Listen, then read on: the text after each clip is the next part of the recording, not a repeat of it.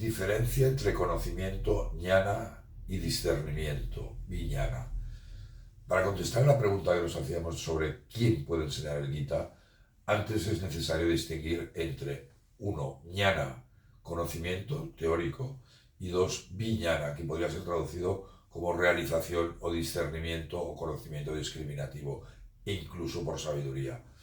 Normalmente cuando en el Bhagavad Gita se hace referencia al término sánscrito jnana, se refiere al conocimiento teórico, que puede ser adquirido mediante libros que contienen las shastras como el Bhagavad Gita, por transmisión vocal o a través de un erudito del Bhagavad Gita.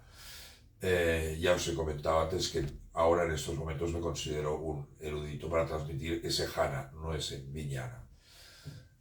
Por realización deberíamos entender ver, experimentar, sentir, que es en definitiva una experiencia directa, no teórica. La discriminación, el discernimiento se alcanza eliminando todo lo que es irreal, es decir, todo ese conjunto de nombres y formas que conforman nuestro universo visible y quedándonos solo con lo que es real, es decir, Dios o como quieras llamarle. Y en el Gita leemos: ahora te declararé a ti que no censuras este misterioso conocimiento. Junto con el conocimiento discriminatorio, conociéndolos, serás liberado del mal. Soy Pedro Roney, traductor y profesor del Bhagavad Gita, y me considero también un erudito del Gita. He traducido 2 versiones, la obra de Vivekananda, y si te gustan estos vídeos, suscríbete, dale un like o coméntanos. Una vez un devoto de Ramakrishna le preguntó: ¿el conocimiento espiritual es imposible sin un gurú?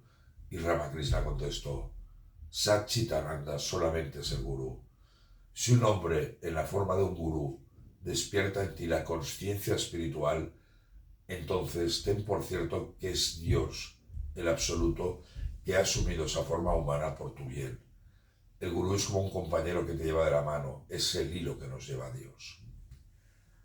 Vamos a ver ahora un poco la diferencia entre jnana y vijnana en el Bhagavad Gita.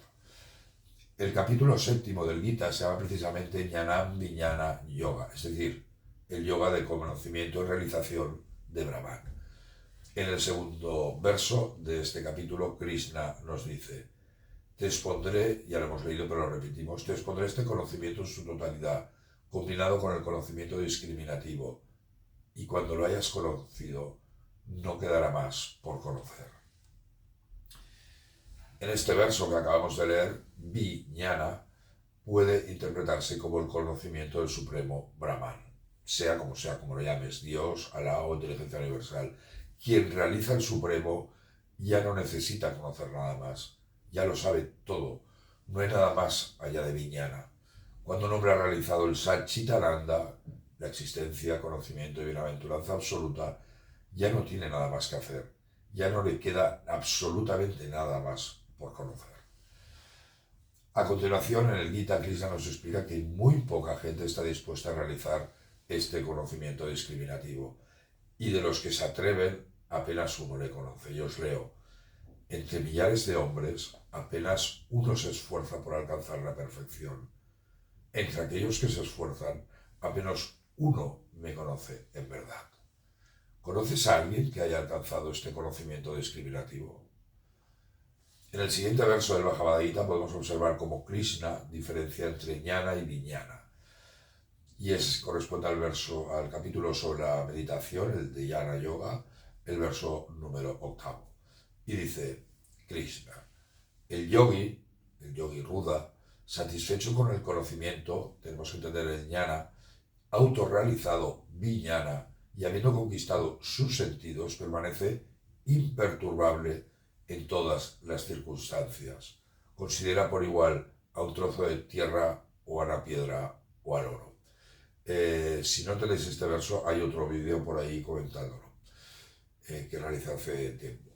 Es decir, para alcanzar el autoconocimiento, la autotransformación y la liberación, lo lógico y recomendable sería tener primero jnana y luego vijnana.